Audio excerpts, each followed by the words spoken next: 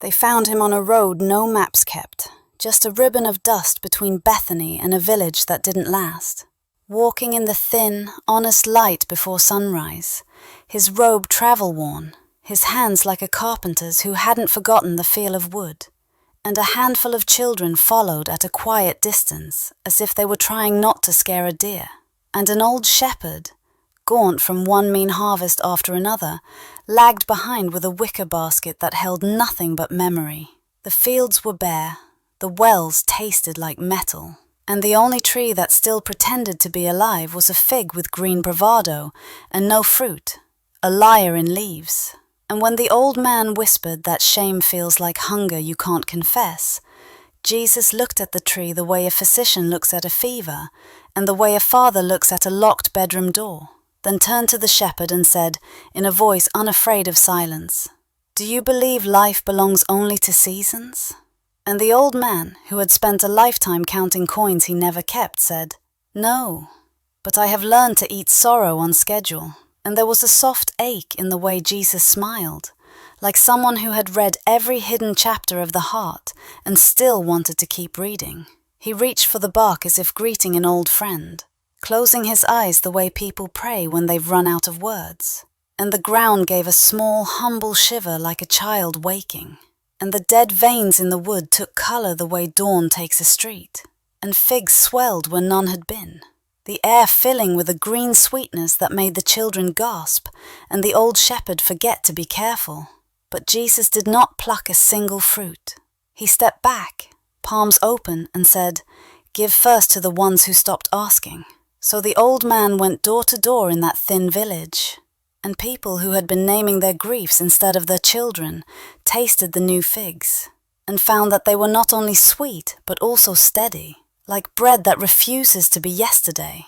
And the rumor ran ahead of him into Jerusalem, where rumors often die, but this one learned to breathe.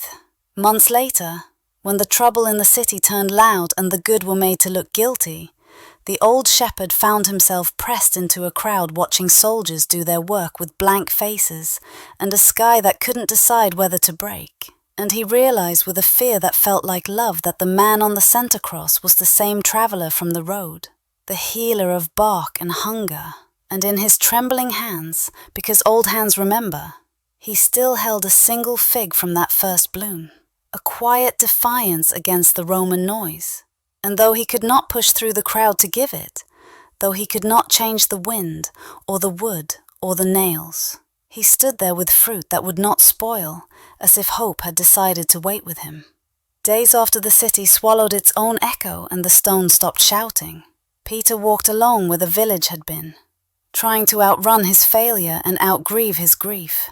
And he found that same fig tree again, leaves working like green lungs, fruit hanging like a promise you can touch. And he pressed his forehead to the trunk and understood something that did not need words.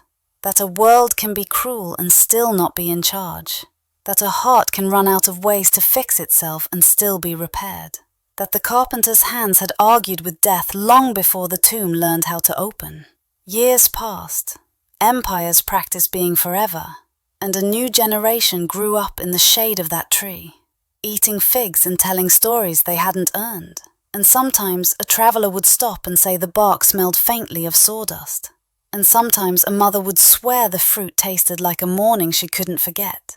And sometimes a child would laugh for no reason, and the laughter would sound like water, because once there was a man who refused to pick the first harvest for himself, who met an old shepherd on a road nobody bothered to pave, who taught a village to eat belief, and who left fingerprints in wood that still refuses to die.